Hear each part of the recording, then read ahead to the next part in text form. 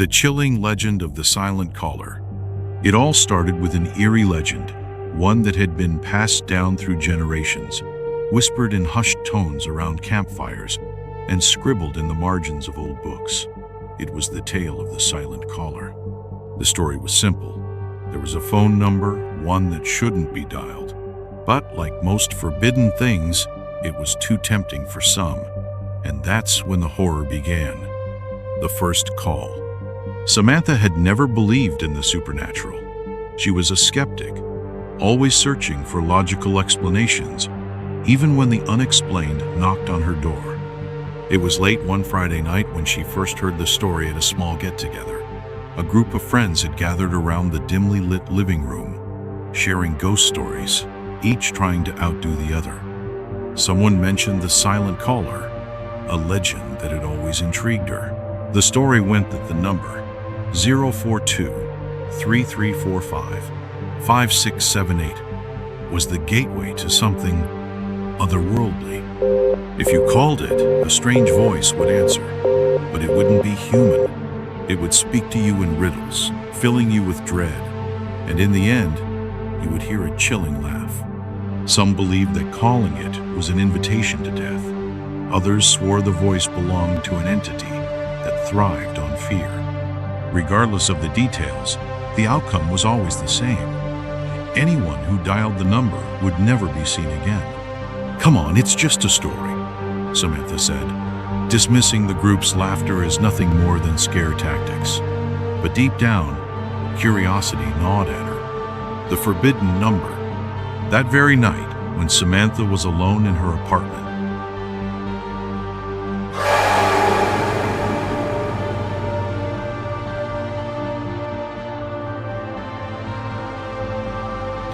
a sense of unease crawled up her spine. The flickering of her television screen, the sound of the wind howling outside, it all felt wrong. For a fleeting moment, she remembered the number. She had heard it before, but never thought much of it. But now, with her pulse quickening, she found herself pulling out her phone.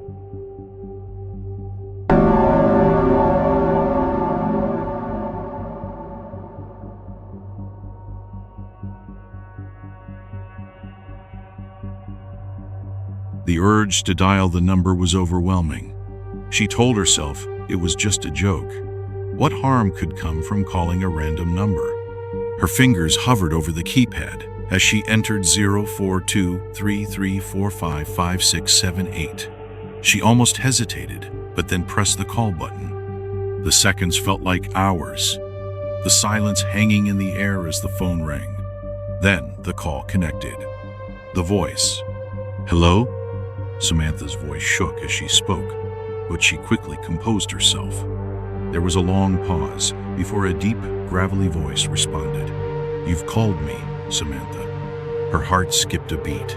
She didn't know how the voice knew her name. Was it a prank? A wrong number? But no, it was something more. I think you have the wrong number," Samantha said, trying to steady her breath. "You're the one who wanted to know," the voice continued, its tone cold, almost predatory. "You wanted to know the truth." Samantha felt a chill run down her spine. She tried to disconnect the call, but the button wouldn't respond. The voice on the other end left a hollow, echoing laugh that sent a wave of terror through her.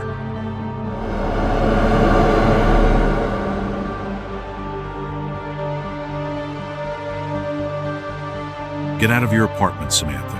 It's coming." The line went dead. "The haunting begins." Samantha rushed to her door, only to find it locked from the inside.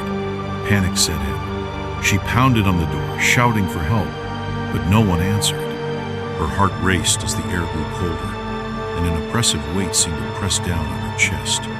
Suddenly, her phone rang again. She hesitated before answering, afraid of what she might hear.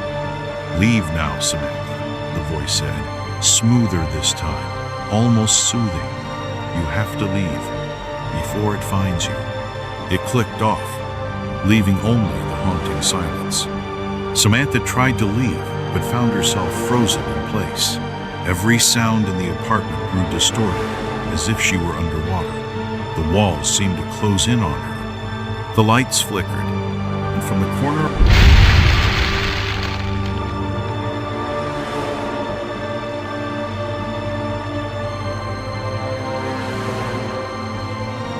of her honor, she saw movement shadows that weren't hers. A figure, dark and shifting, emerged from the shadows. It was tall, impossibly so, and its eyes glowed faintly with an unnatural light. It grinned, revealing teeth that seemed too sharp, too white. Samantha screamed and ran to the window. She threw it open, only to find nothing but an empty street. But as she turned back, the figure was closer, so close, she could feel its breath on her neck. "Leave," it whispered, its voice now a low growl. The curse. Desperate to escape, Samantha ran out of her apartment. But the world outside seemed distorted too. The streetlights flickered, casting long shadows that seemed to follow her every move. The closer she got to the end of the street, the more the air thickened, as if something was pressing against her. She turned a corner and found herself face to face with a man she didn't recognize. He looked terrified, his eyes wide with panic. "Have you called it too?" he asked, voice trembling. Samantha's heart sank. She didn't want to believe it, but the look in his eyes told her everything. The silent caller wasn't just a legend, it was real. I didn't mean to. I thought it was just a story," she whispered. The man nodded grimly. "It's too late. Once you call it, it owns you. It doesn't stop until it takes you." Samantha looked around, her pulse quickening. The figure from her apartment appeared again, this time in the distance. It was coming for her. "Where are we safe?" she asked desperately. The man shook his head. "There's no safe place anymore. It's already here." The final call. Samantha and the man ran, trying to escape the relentless presence that seemed to follow them. They found refuge in an old church, its door creaking open as they rushed inside. The silence was deafening. It felt like they had entered a different world. But then, Samantha's phone rang once again. She knew who it was before she even answered. "You should have never called," the voice said, this time with a sense of finality. "Now, it's time for you to pay the price." Samantha felt her body grow numb. Her breath stopped as the walls of the church seemed to close in on her. The figure was there, right in front of her. She could see it now, clearly, its dark, hollow eyes, its sharp grin, and the cruel way it reached toward her. The phone went silent, and then everything went black. The legend lives on. Weeks later, Samantha's body was found, along with the body of the man she had met in the street. Both had the same expression on their faces, fear, pure and unrelenting. No one knew what had happened to them, and no one ever would. But some say that on certain nights, if you listen closely, you can hear the faint sound of a phone ringing. If you answer it, you might just hear a voice that's too familiar, one that knows your name. And if you listen long enough, it might just be the last thing.